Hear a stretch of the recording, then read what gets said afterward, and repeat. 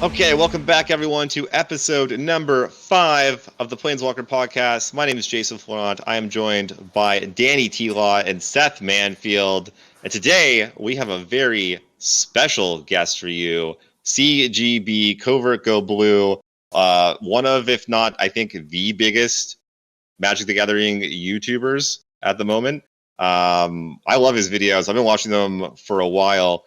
And it was really great to talk to him. I didn't realize that, he is considered like the king of best of one. I didn't know that that was his niche and that he was actually called the one of best of one. I had no idea. I'm really looking forward to this because he is just kind of almost all best of one. Like that's basically what he does, right? And so it just gives you a different perspective. But it also just opens up a huge part of the community. I don't know that a lot of people who listen to our podcast regularly or who are maybe in our Discord are necessarily as focused on best of one just because, okay, I'm a paper boomer, right? Like, so, or I guess I'm in that realm now. So that's not really, doesn't mesh with best of one, but I like that there's other ways to play Magic and I'm really looking forward to having him on. Yeah, I'm glad he joins, and he's a friend of mine. When I started everything, he was there for me. He was my first raid as well, so I'm glad to have him here now, just to do this with him. And yeah, he's the one in best of one. This is how I started as well, or I got into Magic again, and it helped me learn the game. Right? I mean, sure, there's sideboarding and all that stuff, but my deck building experience, or my first experience, came from best of one. Like, how do I build here? There's this deck. And it's really nice to see him talking about this and the way he thinks the deck should be done, and the Magic Arena Open that's coming now again on the weekend. It's really interesting to see his opinion on this. Yeah, and I gotta say, it's also kind of refreshing. Like, he's just a really nice guy. He's just like, just really chill dude. He's the biggest YouTuber. You think maybe he has a little bit of ego, or something. Maybe he's like, yeah, I'm kind of, not a big deal or something. But like, he was just like the nicest, just like such a nice guy.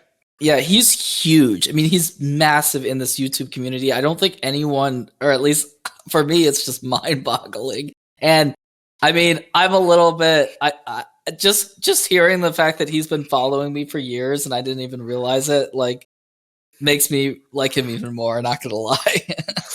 Yeah, it's really fun. When I was on his podcast, he was talking about you a lot when we were not recording, and I was like, okay, I will not say anything. I'll let you say that when he's joining. So it was really, really cool to see him show the fanboy moment there from CGB. Yeah, we're going to have him back on again for sure, because I thoroughly enjoyed speaking with him. And oh my gosh, that freaking Crokies versus Mistman intro video, that's amazing. That's maybe the best Magic the Gathering video I've ever seen in my entire life. We'll link it below, by the way, for anyone that hasn't seen it. If you have not seen that already, go check it out right now. He's going to be battling against Mistman in a tournament coming up for Extra Life. And they made this little promo video for it, and holy crap, is it good. Hilarious. Love it.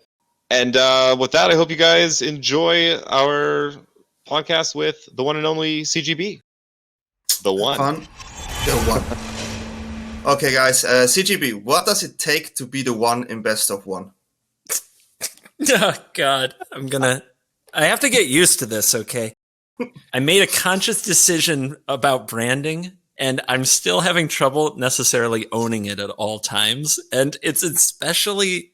like, I just want to curl up into a ball in front of really great players.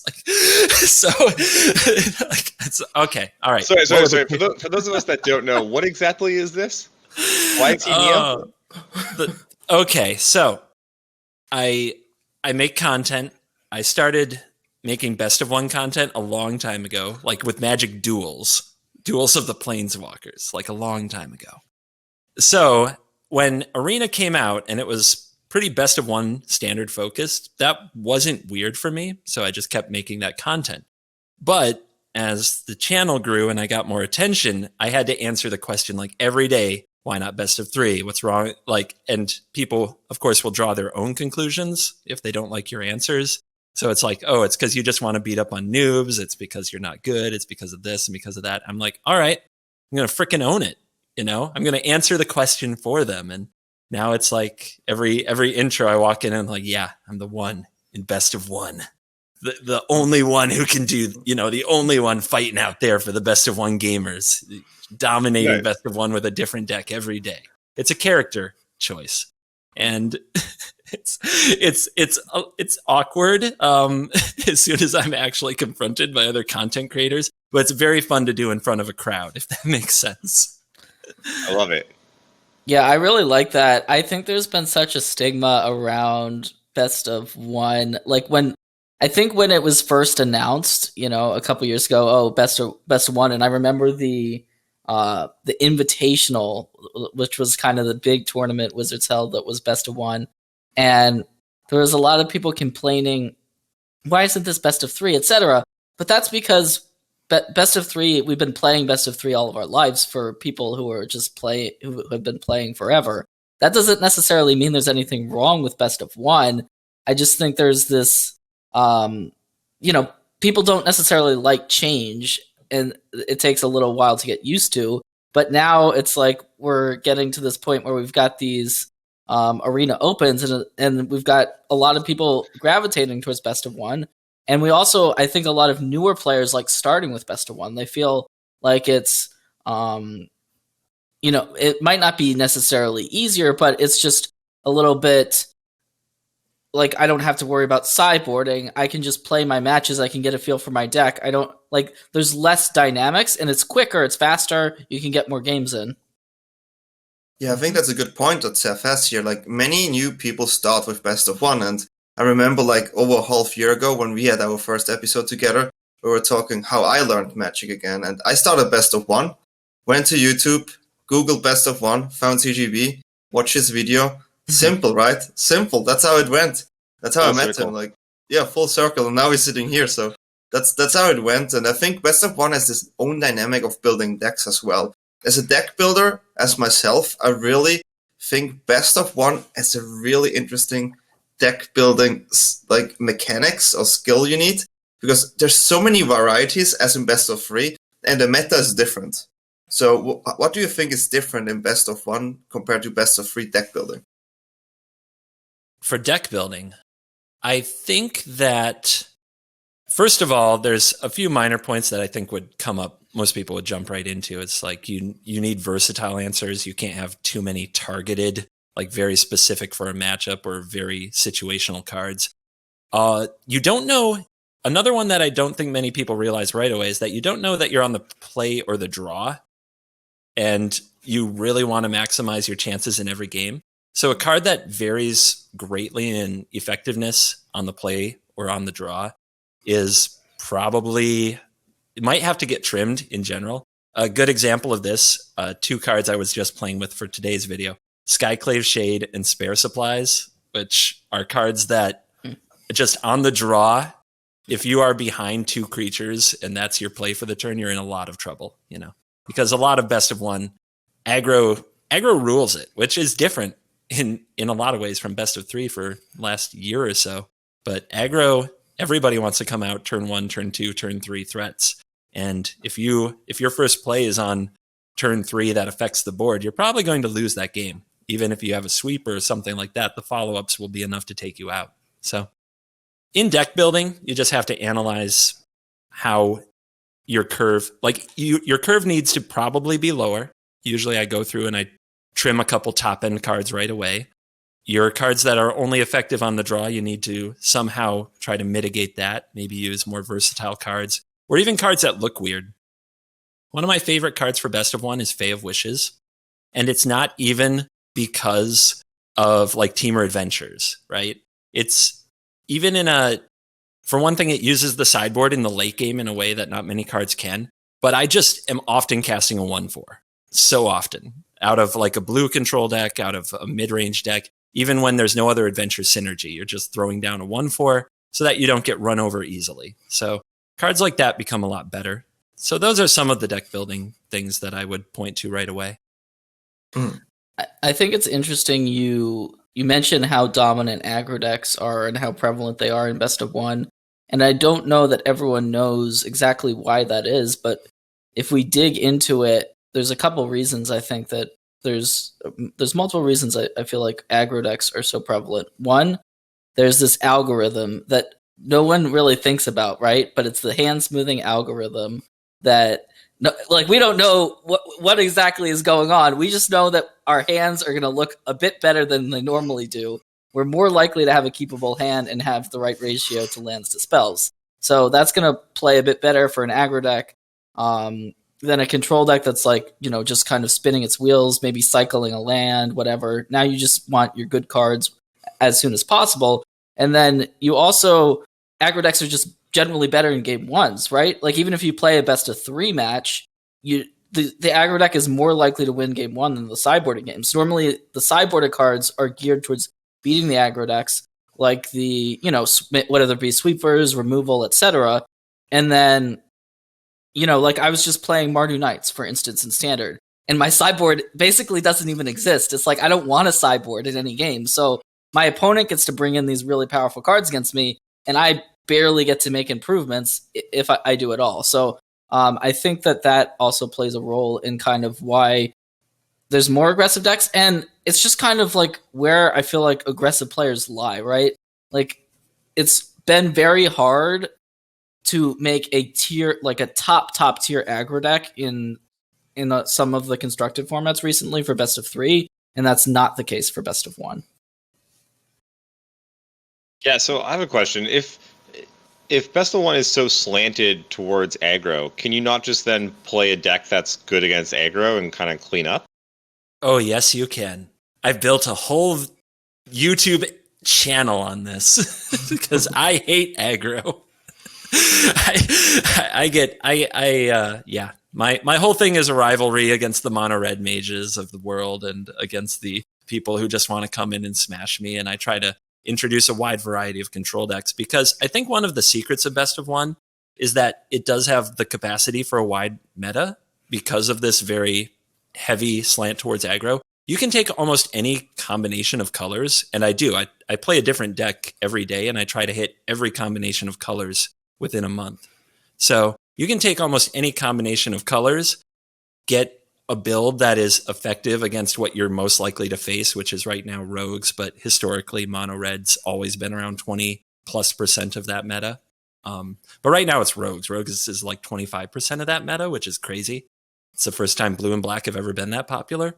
But you can slant these decks in any colors towards what you're most likely to face and have a pretty good day winning more than half of your matches and ranking up, which is part of the adventure for me. It's like waking up and trying to solve the puzzle of how does one build a Naya pile in this, this month that is effective against 2 or 3 of the most popular decks so people can still ladder with it. Do you and think that's real? Do you think it's any easier to rank up and hit that top 1200 playing best of 1 and best of 3? Because I know that there's multiple people that exclusively play best of 1 and they just want to get top 1200 mythic every month. And they do that by playing best of 1. They feel like it's faster and, and they don't have to, like, if sideboarding isn't your strength. Do you feel like there's any logic to that? Yeah. It's interesting because it's something that I do or try to do every month. And most of the time, I think that there's a predictability to it. If we put it out there for all the spikes, they're going to ruin it. So this is risky. But on the final day of the ladder, when you need to be in top 1200 for the finish, it's already an aggro-centric meta. It's already where the aggro players love to get their money and get out. They just come in, beat somebody onto the next one. Like that's a very aggro mindset. And so on the last day of the ladder with the clock ticking down a few hours to go in season, everybody plays aggro even more because they want quick wins, right? The closer it gets to the end, the more they want the quick wins. So the more I bust out before it rotated, the Deafening Clarion decks and just mop them. And it always made for really fun content. It's like, all right, we're about rank 500. There's about an hour to go. If I lose, I might get knocked out. If I win, we might climb. Let's tear up let's gatekeep some aggro decks. This is going to be a good video, But I definitely think that, to answer the question, yeah, I think that you can predict what people are going to do pretty easily as the season winds down, and you can hate on it pretty hard.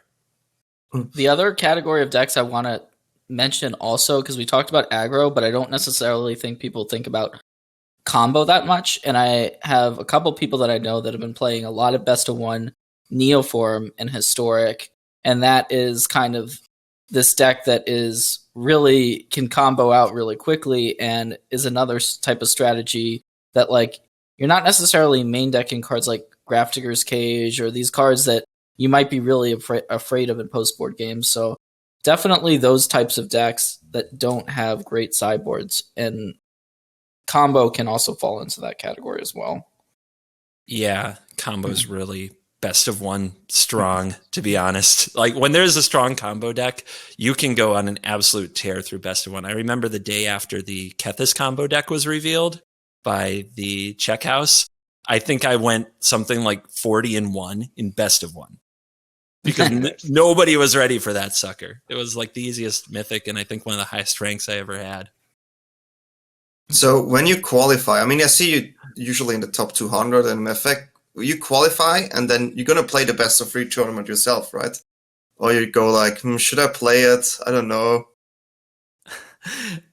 It depends on multiple things. For one thing, I've never wanted to play best of 3 for the last like 3 or 4 months with the way metas were breaking down. It was like, I don't want to play against Team or Rec for the next day plus if I do well. Wasn't really interested in things like that. So I'm hoping this time, yes. I'm hoping next weekend I can sleeve up a deck I really like and play it. So hoping to get back into it. Yeah, have you played any best of 3 since the recent bans? Because yeah, like you're saying, the past metas have been a little stale, and the current one I've found, and I think most people have found to be just it's wide open. It's kind of crazy, and so I'm curious what you think of the new best of 3, or if you've even played any of it. My first best of 3 of the new standard will be next Monday night in the LFM Streamer Showdown. Where who knows who's going to slap me around? Danny's going to slap me around. I am there as well, by the way. It's one of the big questions right now is honestly time and where to devote time. Putting up a YouTube video every day, putting up a stream 4 days a week. There's not a lot of spare time to mess around and see what's going on in best of 3, but I try to always have somebody on my iPad, like a Twitch stream in the background. I can watch you or Danny or Seth play some best of 3 and get at least a little bit of a feel for it, or find some cool lists. So, but no, I don't spend a lot of time playing it. I find it and this is a big argument for best of one. If you are a time-strapped individual, you can get in and get like 4 or 5 different matchups in best of one, get a feel for your deck, and get out and get on with whatever else you had to do. Yeah, that's a really good point. And that's actually something that I really enjoy about best of one, is just that it's quick and easy, Playing a match that can take up to an hour at times in best of 3 is just exhausting. And like, some people just don't have the time. It's nice to be able to just play a quick game, maybe on a break or something, or if you need to go run out and do something. So it's sort of refreshing.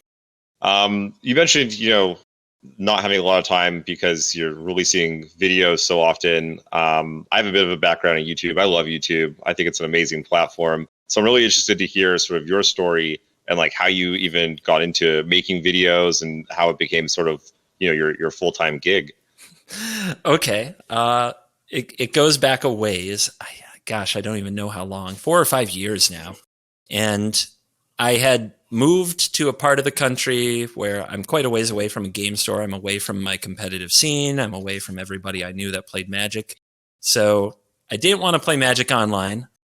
I just don't enjoy it. I never felt like I was in the game. So it just didn't work for me. And I found Magic Duels on my Xbox, and I found YouTube videos telling people how to play Magic Duels. I found a community on a site called No Goblins Allowed that had an active forum base for Magic Duels. And I was a really experienced player at that point. I had played a lot of competitive events growing up. So I had a good knowledge base about Magic, and there were a lot of new players trying to get into it with duels. So I started sharing what I knew with them about building decks and making plays. And they organized a tournament. A guy named Hakeem928 organized a tournament he called the Magic Duels Hakumite. And Nice. Yeah. And he said the requirement was that you had to stream. And I had never streamed. So I bought I think I bought an Xbox One and it had a Kinect, and I did all this just to play this tournament because I wanted to show these Magic Duels players how it's done. How it's done, yeah. And people, oh god, it's terrible. Don't go watch my old videos. Anybody listening to this, they're still live. It's the Kinect webcam and the Xbox mic, and it's pointed I'm standing in front of my thing, so it's pointed up my nose. Oh. It's the worst. But those were my first videos and streams, and there was a button to put them on YouTube and things like that. That community really enjoyed it. They were really supportive. And I made duels content for about 2 years until the game was canceled. And that community stuck with me when we went to Magic Arena, and they were kind of my launching base as I started to get in front of more people, and then just kept working on the content. Somewhere in there, the YouTube thing started to take off. I don't know what happened. I was one of what felt like 500 people making YouTube videos. Then I felt like I was in the top 20. Then I look around and I'm like, where did everybody go?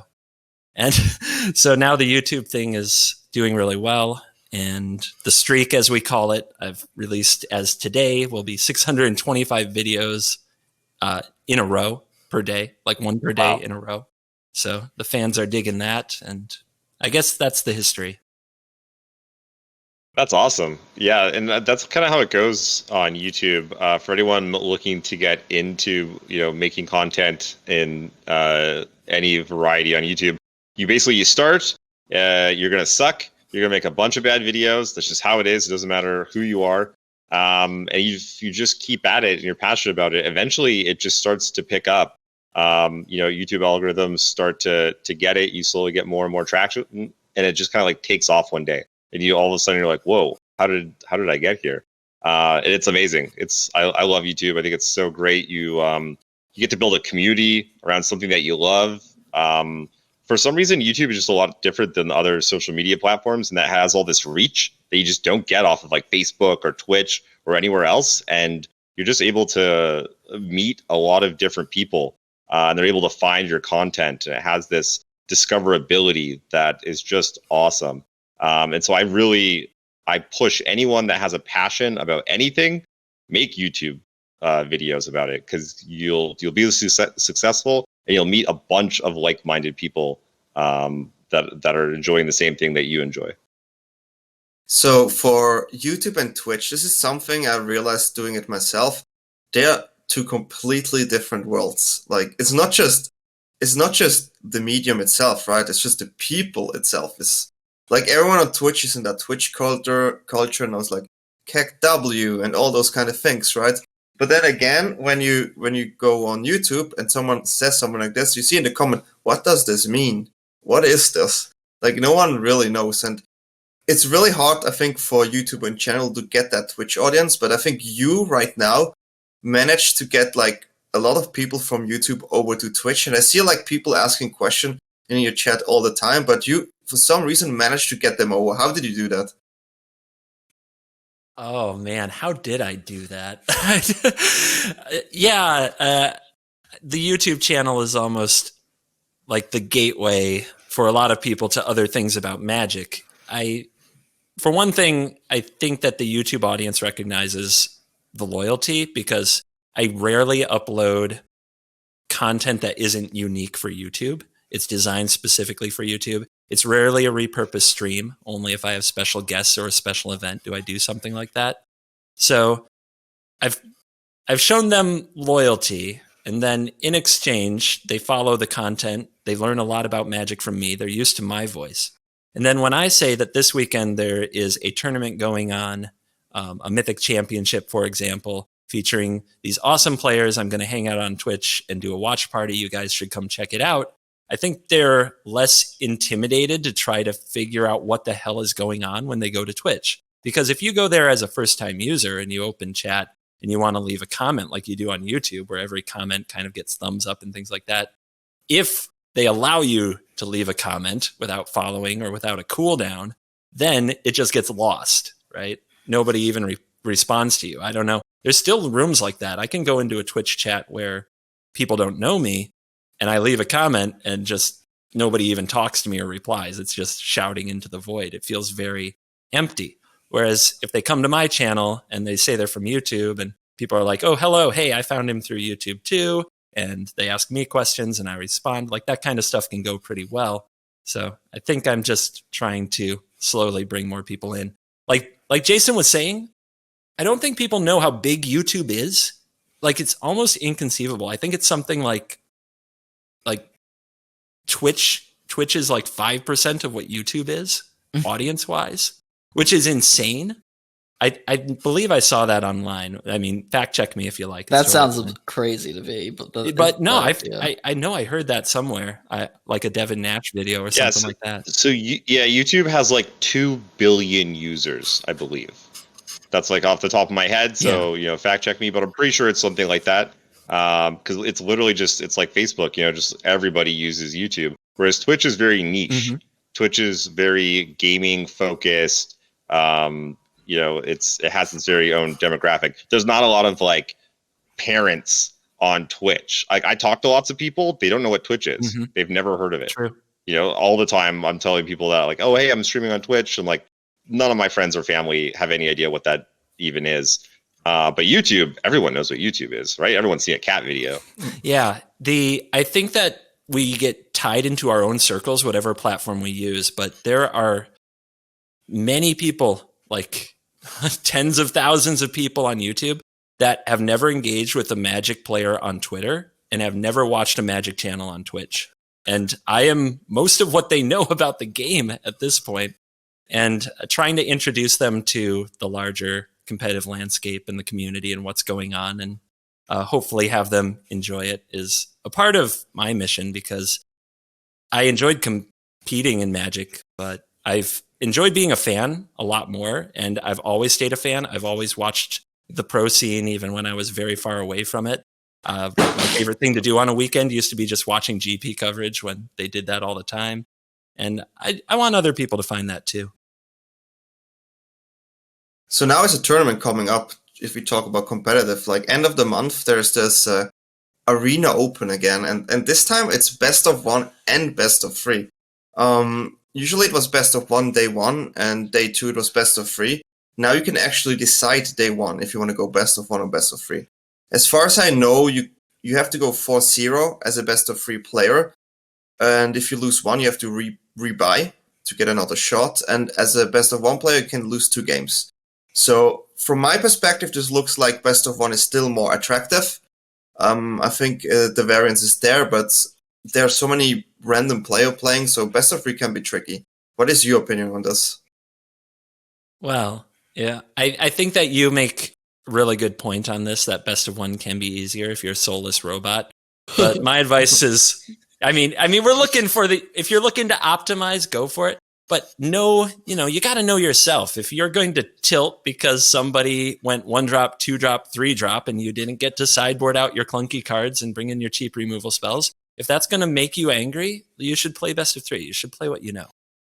I like that they're doing an option, right? Because there's going to be plenty of, like, the nice thing about the opens is I feel like they've gotten so much hype because they've been a combination, and so best of 1 players are still going to gravitate towards playing them.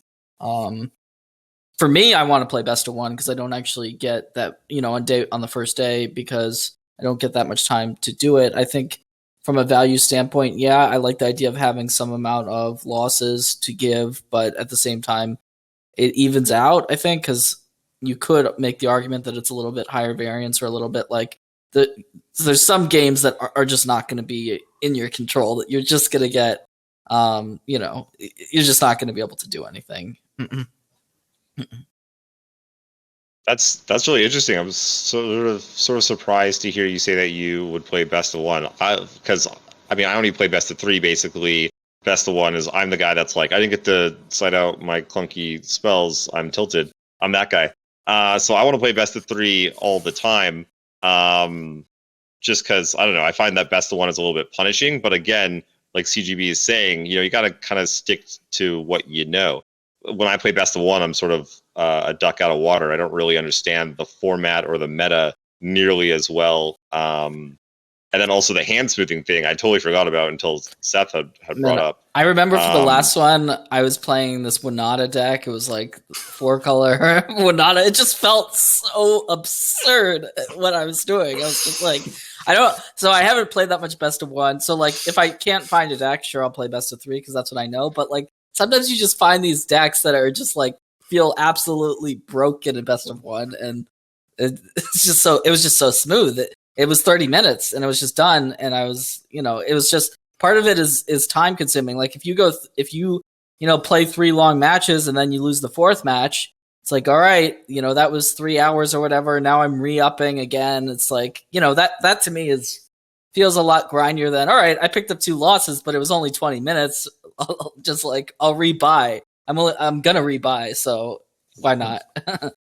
Yeah, I mean, it's also interesting as a content creator. Like, I really enjoy trying the best of 1 meta.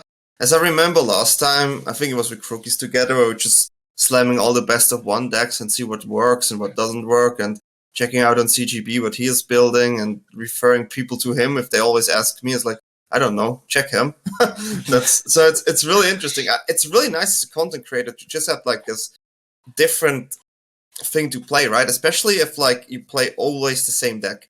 I remember back then was best of 3 Luca.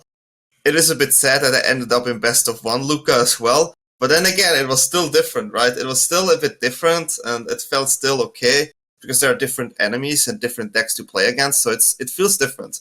And this is why I probably go for best of 1, just to have some change, I like it. Can I say that the option to do best of 3 has taken away one of my favorite things, which was the 1 week every 3 months when other content creators really cared about my opinion. You know what? And so this brings up an interesting sort of idea. Like, now that we're talking about best of 1 stuff, to me, best of 1 was just like, it was like an afterthought. It was like something that some people did sort of when they were getting into it. I didn't really think so much that there was maybe a community around it. Like I can, kind of see now that there is. And now that, like you say, we're making day 1 best of 1 or best of 3, why not have day 2 also be best of 1 or best of 3, or just have them be separate or something like that? I would like to see that. I feel like the best of 1 players are out of their element on day 2, and the people who are there's people that are able to capitalize on that pretty heavily, and I think that it would get even more people, honestly, if you had 2 different options or to play, and so I think it's a good idea. I'm sure there are logistics why they wouldn't do that. I've consistently made the joke about the Arena Open that if my prize for crushing day 1 is that I get to spend my entire next day being crushed in best of 3, it's not that appealing. Right? Yeah, because you don't get, you have to, it's a lot more prep to have to also figure out best of 3, because the day 2, to be honest, is weighted so much more heavily, right? Like you can rebuy on day 1. And I've done it. I've like played 7 times or whatever, and I've rebought and whatever. But then I had focused and I knew what my plan was for the second day, and then I ended up getting the 2K in both events. So I just feel like yeah, but I mean, Flex. I do feel like it's just, I don't know, it's not really fair in the sense, but I don't necessarily know that best of 1 players fully realize that. But I feel like if they continue to do this again and again, and there's like, if you're a best of 1 player and you're always making day 2 and you feel like you don't have the time to put in for figuring out best of 3, and you don't want to play best of 3 because you always play best of 1, you may stop playing them. Yeah, so I guess the big question then, like logistically speaking, is, if you can, okay, so day one you can queue best of one, best of three, and then I guess when you get to day two, it's like I guess you have to have enough. I always wonder about this. How do you have enough players? Like, aren't there some people that get to the end and like there's no more matches to be played because like in theory that's why they don't have the two separate events, right? Like they want to have there's been some complaints about the timing of it. Like it's North American based, and if you're an Asian player, you might not even be able to play, et cetera, et cetera. But I'm pretty sure the reason why they have it in a specific block of time and they only have the best of three option is because they want to make sure that people have a chance to pair it. They want to make sure you have people to pair into. The worst thing is if you're just sitting there for minutes and just don't have anyone to play against, right? Yeah, being 5-0 and then not be able to play for the next 3 hours probably doesn't feel really nice. And I think it's the same for the Mythic qualifications as well. I remember Bloody went 5-0 and she woke up way too late and went 5-0, but then in the last 2 hours there was no one to play. Really? It was just 5-0, like I cannot play anymore. It was a very sad queue screen just going on and on and on, and her just being like, come on, I need somebody. That's just the worst. That sounds so miserable. Oh, it was a sad stream. There was also a number of people, because there's been this, like, what is it, like a 2-hour check-in window or something after you make day two, and then they're like, weird. I didn't realize that I just didn't check in for the events and it's going on, but I forgot to do that and I'm not playing now. It's just like, I've been told so many times by people that they missed the check-in window. So many times. Because it's early. Yeah, because it's 6 a.m. to 8 a.m. and normally you're used to Pacific, and normally you're used to things starting at like 8. Like 8 a.m. is normally the earliest a tournament will normally start, like, a Star City or a Channel Fireball or whatever it is. So all of a sudden you roll in at 8, you're like, oh snap. Like if you didn't hit it before 8, like you're not in. And I don't understand that check-in window at all, because I don't get that if either. If you don't have time to play your matches in the given time, that's like, I understand that's fine. But if the tournament's going on and all you did was forget to click a button on Arena for that really doesn't have much of a purpose, that to me is it's really silly. I've done a thing where I've woken up, checked in, gone back to sleep. Like, I don't wake up at 11 or whatever, play my mono red deck. I don't need a bunch of hours. And you can't check in ahead of time. It's like, all right, I made day 2, the check-in button, and then you see the timer. It's like, all right, well, I guess I better set my alarm for the right time or whatever to make sure that. Yeah, I don't understand the check-in at all. Like, why is that even a thing? Why do you need to check in ever? It's strange, very strange to me. I also overslept once, and I'm from Europe, so it's actually at 1 p.m. or 2 p.m.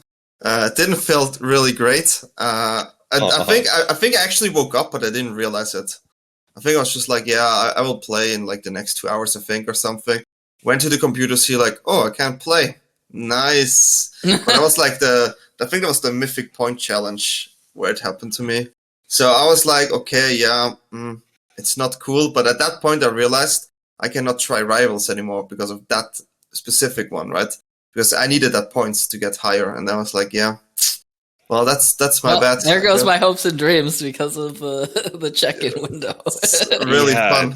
There's a lot of things. I feel like maybe that's something that's a holdover from a bygone era. Things like intentional draws we've talked about a lot and getting rid of those. And the check-in just seems like something that's something that you do at a Grand Prix or whatever.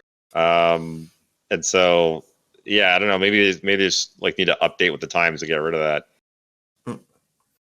Yeah, but I'm glad to see those type of tournaments. It gives two things. It gives content, and it gives this competitive feeling for people who really want to play more tournament in the client, both at once, which I really enjoy. And I think as a content creator like you, CGB, I know you say, my competitive spirit is gone a bit, but I feel it's coming back.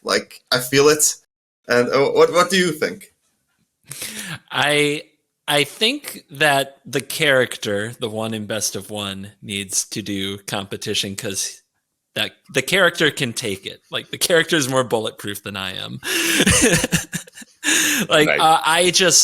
I got really burnt out in competitive because I am in many ways too competitive. I always want to win. I hate to lose. I'll carry around a loss with me for days. And like it made me a bad content creator. Like I don't want to be the guy who when I lose the big game, when I get unlucky, I need to end my stream because I need to go just be sad. Like that's not good for an audience. That's not good for the people who believe in me. They don't feel better about that experience. And the honest truth was I had said I was not going to do any more competitions of any kind because of that. And then I watched a few YouTubers and people outside of the Magic space, which, by the way, if you're a content creator and you only watch Magic is a real abyss of a game. It sucks in everything and it can occupy your whole life. But if you watch people outside of the space, like there's a lot to learn. And there are some people out there who play a character and that character is bulletproof. It doesn't matter if they win. It doesn't matter if they lose. They walk in the best of one and they walk out the one in best of one, whatever happens. And it's a good show and people love it. They absolutely love it. So I'm dipping the toes back into the competitive waters as the character because I think the character can take it and put on the show. And I think that's what's more important. Croaky's put this really well. He said, I am a streamer playing a tournament, not a tournament player who happens to be streaming. And if I'm going to make content around competing, I'm going to be doing it as a content creator, making content who happens to be competing, not living for the competition. That's also a really interesting point. If you stream a tournament without delay, and I know Crookies and other streamers are doing this, I used to do that as well. Chances of you getting sniped the moment money is involved is really high. I mean, really high. I got sniped in a way I never experienced. Like people looked at my hand and tapped out end of turn because they knew I couldn't do anything. They just tapped out. Yeah, they didn't even clock, yeah. Yeah, they didn't even spell. They didn't have. They just tap out and they said your go, and then it was my turn. It's like what the hell? I couldn't do anything. If I top decked something, maybe, but I didn't. Right? So some people really do that and mock you, and it's really annoying. Same goes with the qualifiers for like Channel Fireball and those things, where they asked me to stream it with no delay, and I did that. And I got two times sniped. I won one of them, even with proof, and I sent them, and everyone was sending proof and see the people in chat, right? But it's really hard as a content creator to try to be competitive, like really competitive, because you need to always either go back on the streaming side or go back on the competitive side, right? Which for me is really hard to deal with myself. I know, Seth, you make a delay, right? And that's fine for you. People love to watch you just play because they want to learn, like, how in the world, how can I be Seth Manfield? How can I draw this card out of just nowhere? How can I keep this hand? How is this possible, right? I need to learn. I need to watch this. I need to learn this. So you could have a delay of an hour and no one cares. But for me, it's completely different, right? While you're mentioning that, I don't know that a lot of people actually realize that the MPL, MPL is kind of back in a way in terms of we're going to be competing against each other, and that's starting this weekend. And should be if you want to learn about playing Magic, this is the time, like, while the MPL is playing, this is the time to do it, because we are now, and this is something new, we are forced to stream. Everyone is going to be streaming. Every single player in Rivals and MPL on a 10-minute delay. So it's not going to be like the super interactive stream, right? But it's going to be, if you want to learn high-level Magic and you want to watch high-level Magic, there's no better way to do it than just watching some streams. So I think it's a good idea. And I've had a few, as you say, Danny, a few delayed streams where, like, I get more people watching just because, they know how important it is. They know how much is on the line. So, and you see the spikes on the arena weekends as well for the same reason. So, sorry, just to clarify, are all the MPL members streaming at the same time on their own channels? Yep, that's correct.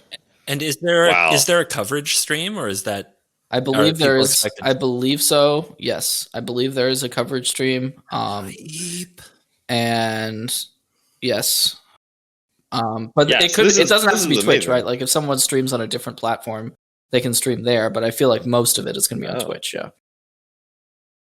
Wow. So for those that don't know, for the grand final and for the Players Tour final, and I think the Players Tour as well, possibly, at least the last two, we were not as players allowed to stream on our own streams. Yes. Everything had to go through the official Wizards channel on Twitch, where all the coverage was done. So a lot got missed, right? Because you only get to see a few matches going through that one channel, but now you'll get to see all the MPL players streaming at the same time, and you can watch both sides of a match. That's freaking amazing. This is like what we've been missing from the MPL since the beginning, I think. Yeah, I mean, as a player, it's a little bit like nerve-wracking, but as someone in the community, this is what we've been waiting for the whole time. So yeah, it should be interesting. Should be a good show. It's nice. You can watch your favorite player, and you can watch. Let's say someone plays your deck, right? You want to know how to play that deck, right? So you just watch that player, see how they navigate the deck, and that's just perfect. I mean, I'm looking forward. Also, I'm gonna watch you, but I need some tabs right there. Yeah, and with a diverse standard, we might actually see a variety of decks. I did MPL coverage for the splits. I wrote for Tempo Storm, and I had to write every week about what went on in the MPL splits the last time they were out. And there were so many splits that were like 6 Kethis combo deck and 1 Selesnya Adventure deck, 6 Orzhov Vampires and 1 Golosh Scapeshift. And it was,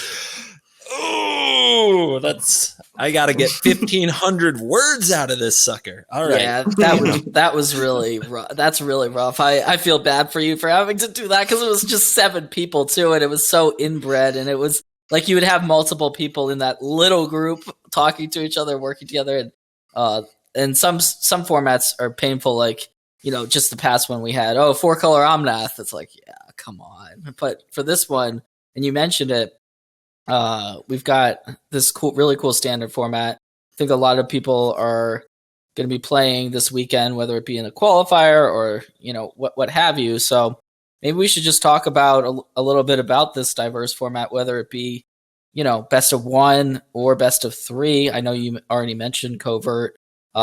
Rogues is kind of one of the more dominant decks. Yeah, Rogues is about 25% of the best of 1 meta for the last couple of weeks, pretty much since the banning of Uro, actually. Best of 1 didn't even go through the Omnath meta very much. If you got into the top 1,000 Mythic, it was all Omnath, but everything else on ladder and the percentages was rarely Omnath, and I think everyone just knew. I mean, I said on my YouTube channel, it was going to get banned. So people just didn't really invest in the deck very much. So Rogues has been killing it since Uro left the format and is still the deck to beat in best of 1 because a lot of decks don't have easy access to a good escape card that's worth main decking for other matchups.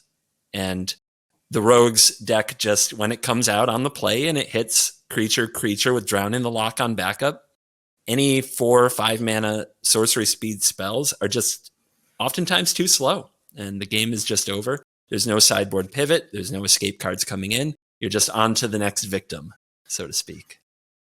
That makes a ton of sense to me because we see the majority of the escape cards be played in best of 3 in the sideboard, right? Like the spiders and that type of thing.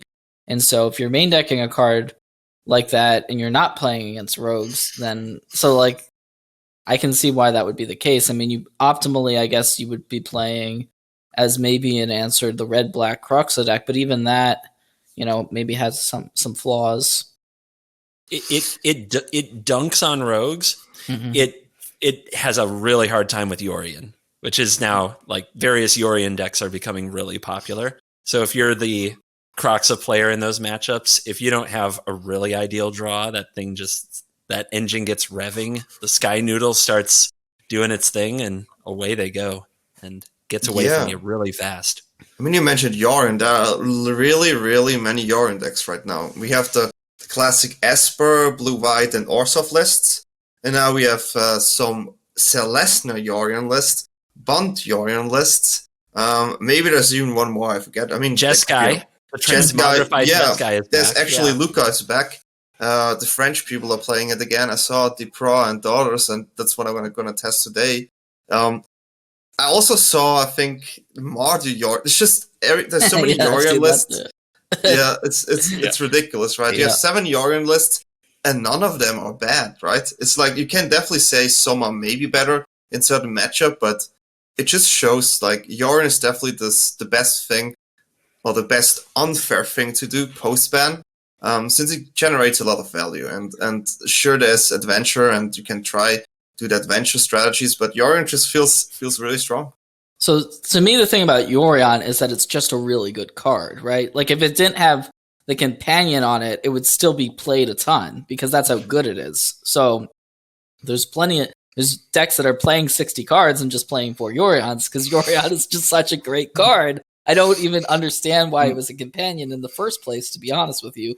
Because like just being able to blink all your stuff with this many enter the battlefield effects makes a ton of sense. I almost feel like the reason why people are playing it in their companion slot is just to have 20 more cards in their deck against the build strategies, almost. Yep. And I feel like every day you're going to see a new deck, right? I mean, we had a tournament this weekend, and our top 8 was just like so many different decks. Sure, we had the Rogue decks, we have the Mono Green Ramp, there was a Simic Mutate in it, we had an Orzhov Yorion. Like, just all the decks were so diverse, and it was really, really nice to watch. Also, Golgari Adventure was there. I tested the Simic Mutate myself with some success, and I don't know, how can every day there be a new deck that still works somehow in the best of 3 ladder? Okay. I don't want to spill the beans. Okay, but like, guys, I broke Standard last night. Last Hear me out night. here. Sultai Yorion. Okay, I broke it. It's the best one. I'm telling you, it's never been done before. Okay, guys, you know what this means. We have to record this and hold Jason for the next 3 days. It's my cold. We haven't even got into the various 4-color Yorion decks that I've been playing. I didn't think of that 4-color.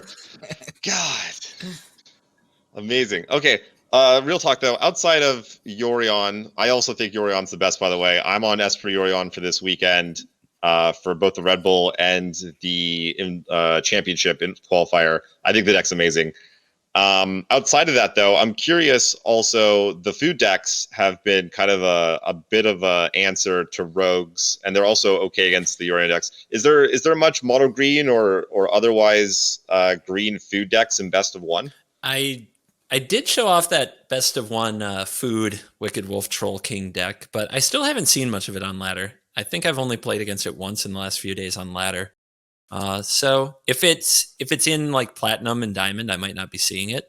I don't think that deck has really taken off, despite putting up interesting results from streamers like Crokies. I saw Two Tang Clan, interesting, Oliver 2 playing it at number 1. Yeah, he was number 1 mythic while playing it, and I still haven't seen it in too many spots. And there's something about it. It when it has the goose crumbs, it just feels like a powerful deck. And when it doesn't do those things in the first 2 turns, it feels like it falls so far behind. And how does it ever catch up? At least that was my experience. Yeah, I think the Yorion decks also catched up with ECD. You see 4 ECDs, and it answers the deck really, really well. There's one card I want to talk about here, and not many decks are playing it. And we saw, I think, Brad playing the list on the Bash Bros tournament. There's a Teemo ramp with Ugin. I mean, Ugin is one of those cards that answers Yorion decks so well, in my opinion. It's incredible. Do people now brew more with Ugin? Because I also played Ugin in my decks recently, and it puts out results, because it kinda everyone was like, well, that card exists, but yeah, it's not that strong anymore. But if you play it and it resolves, it's just ridiculous. It's great against, right? I mean, this is why the metagame is healthy. It's great against the Yorion decks, right? And it's terrible against the Dimir decks. So you can be good against one strategy with Teamer, but very bad against another. If you make the correct guess and you feel like you're going to play against Yorion, it looks amazing. If you get it wrong, it looks really bad, right? Like you're playing a deck where it folds to a few counter spells. Like it's classic ramp, and without a lot of the cards because a lot of the cards just got banned from it. So it's kind of a watered down version of it, but it still has a lot of powerful cards that if you're not playing counters and interactive spells, but you're trying to play a long game, that's not necessarily going to work against this deck. Yeah, I agree, because the Temur deck usually is really slow. It really tries to ramp into that card, and that's all it does, right? Sure, there are some cards, but it's really slow. But I tried it in a Simic Mutate list, right? Where you play creatures. You play a lot of creatures, but you ramp at the same time. And just having an Ugin right there, like, they have to deal with your board. If they don't deal with your board, sure. But then suddenly you play an Ugin and they go like, oh, okay. It's crazy. Daddy, do you think that deck is tier 1, tier 1.5? I Would put you it on actually the recommend same it for list, people this weekend? on the same level as I put the mono green list last time. And I think it's around there. But it needs tuning, and I think Vivian and Ugin both are so strong. And if you have so much mana in that deck, it's absolutely ridiculous. The amount of mana you have, sure, you have that Skewed Swarm combo, and it's crazy, right, if you pull it off. But that's just one side, right? If you pull that off, it's usually a win. They cannot win. They cannot deal with this. But besides that, you have a Vivian, and Vivian 5 mana is just so strong. That card is for me like the new Nissa. It comes in, it creates creatures, also free. Sure, it doesn't double your mana, but you have like a pseudo frenzy. I think Vivian is a really, really strong card. And the green card advantage card right now are all crazy. But Vivian and Ugin in that deck felt really good to me. We've got 3 players here who are probably going to play some standard this weekend. I'm just curious, like, if each of you want to say a deck that you would consider playing and why, because there's just so many decks in the format. I'm just curious. Who wants to go first? I mean, I know my answer will be the same as Jason's, and I know Seth's answer as well. Well, it doesn't have to be the deck you will play. I guarantee you, I can say a deck you number of might different play. things. It's not A necessarily deck you gonna might be play. Okay. Well, fine. I'll go first then. So, like I said before, I'm on Esper Doom Yorion. I've locked it in for this weekend as of like Monday, and I'm just going to play it all weekend. I think the deck's really strong. If I was not playing a Yorion list, I would definitely look at Rogues. I think Rogues is just probably the best deck in the format, and it's just getting appropriately hated on and kind of pushed down. But people will start to sleep on it, and they'll start to maybe cut some of their Rogue hate. And I mean, there's also, just because the format is so diverse, there's lots of decks out there for the Rogues to sort of prey on, and it's a deck that really rewards putting in time and play skill. I've played lots of decks that have good Rogues matchups and just gotten blown out by them sometimes. The deck's just so powerful. So I think that would be my second choice. So for me, I'm going with Embercleave. People are not necessarily going to be expecting this, but that's the good thing, right? Is that the Cleave decks are theoretically on the decline. People are playing less removal spells. They're trying to beat Rogues. They're trying to beat Yorion. I really like both the Mardu Knights deck that I was streaming with last night, that I just basically, I only lost one match, and I was just obliterating. And it was, I mean, it's just all creatures and cleaves, and it was working for me. And then also the Gruul Adventures, which for some reason after the grand finals, people stopped playing it. I don't really know why. And now we're looking at these Red Ball tournaments. I don't know if you all have seen the results from them, but Gruul Adventures has been one of the most represented and the best performing archetypes. So people aren't streaming it. That doesn't mean anything just because you don't see it on stream. I think Canister started streaming it and was in top 10 with it today. So I think that deck is really good. Wow, Gruul Adventures. I want to stream it now. Well, for me, since the first deck I built was Esper Yorion, right? Because I felt it was the strongest. I also like I just like the Orzhov type of Yorion, if I splash blue or not. This is the deck I will probably lock in this weekend as well. I didn't test it for the last 3 days, but I did test it intensively in the beginning. But now this Gruul got a bit my attention. I need to see what it is. Yep. It's solid. We're 58-59% win rates in multiple tournaments. Like it was been bringing doing it really well, and I think there's a couple couple ways you can make it better, like adding. For some reason, people just aren't playing questing beasts in the deck. It's like, okay, questing beast plus Ember Cleave. You got Brushfire on that. Like, all of these creatures can't be blocked effectively. It's been very strong. Yeah. Yeah, I agree. I've had some trouble with the deck, like you say, like Omen of the Sun out of the Orion decks normally does a lot of kind of gumming up the ground, and both those creatures you just mentioned can't be blocked by 1/1s, and I've just died to a random one of them that I just can't jump block effectively for some turns, and or gets a cleave on it and just gets me. So yeah, that deck definitely has some legs for sure. So on Thursday, I am battling streamer Twitch extraordinaire Mistman in a streamer showdown challenge at 2 p.m. Eastern. It is historic without bans, and there will be 2 best of 3 matches and 2 best of 1 matches, and it's going to be a good show. I'm on the team Witches of the Coast with a variety of other streamers. I'm the only warlock, 5 lovely ladies and myself, raising money right now for the Extra Life charity that's going on. So during this stream, I will be matching donations up to $200 for each loss and up to $100 for each win. So if you want to help me do battle with another amazing content creator in a pretty unique format, historic without bans is insane, and raise some money for a good cause, please come out at 2 p.m. Eastern on Twitch this Thursday. Wow, I'm definitely gonna want to do that. Awesome. That sounds great.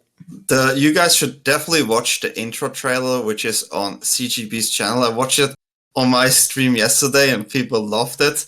And then Crookies just randomly appeared in my channel and was like, "Where is CGB?" I love that sentence. It's so good. You definitely have to watch it.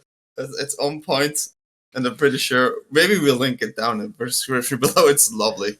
Lovely. The tiniest bit of context.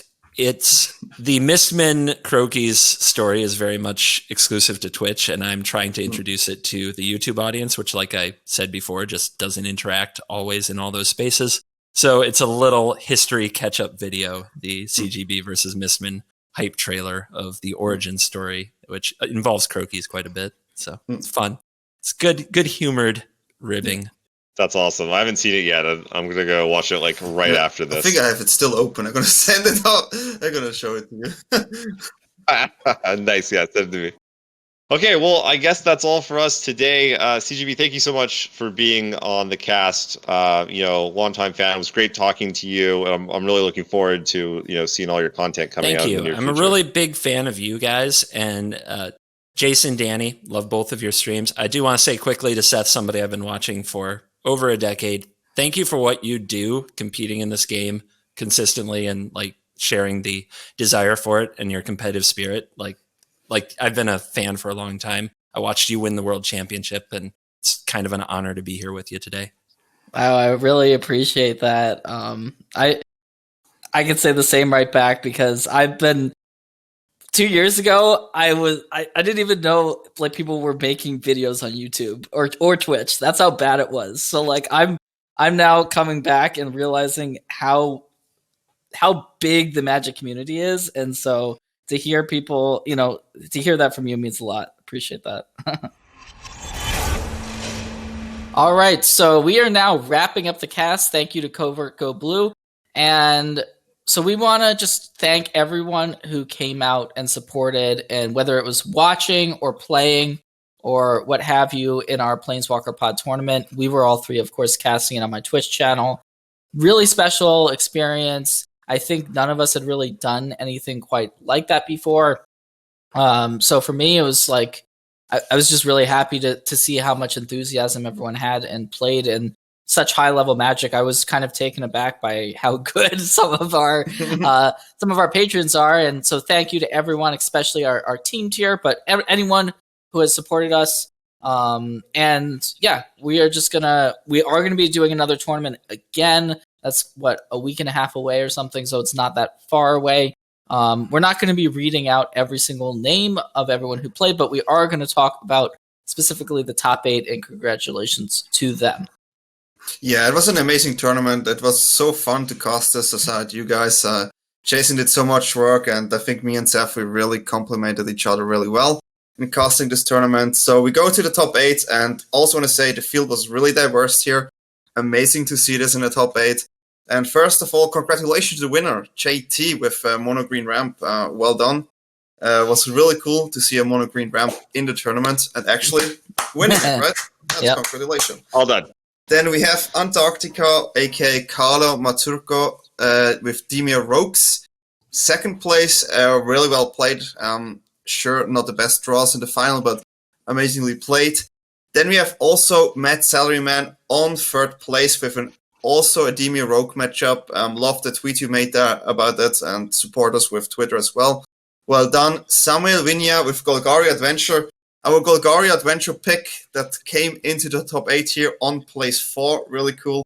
Then we have Julio Bernabe with Simic Mutate. I was not biased at all there. Not at all. Really cool deck. Glad you made it so far. Then we have Ravi Lesser. Chunt Sacrifice. Ravi and Chunt goes along, right? We know he always practice this stuff. And actually going to top 8, number 6 with this deck is amazing. Then we have Elisha Watbury with Mono Green Aggro. Congratulations to you also to 7th place. And you have Davis Mansat with Orsov Yorion. We had the Yorion list here in the top 8, and it was Orsov. It was really cool to see. Yeah, congratulations to everyone who participated. It was a blast to watch, to cast, and I think we all learned something. Man, it was so much fun. I had a blast. I'm looking forward to the next one. We're gonna make it even bigger and better. It's gonna be on November 1st. Also starting at 8 a.m. most likely. I don't think we've locked in a time yet, but it's probably the same time as the last one. So if you're not part of the Patreon, come sign up and join us in this tournament.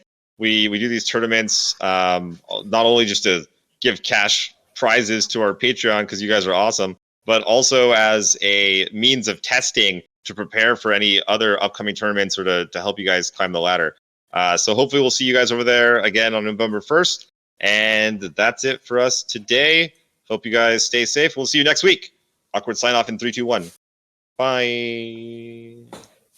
Seth isn't awkward enough. I did the awkward face there. Should be funny. Sorry.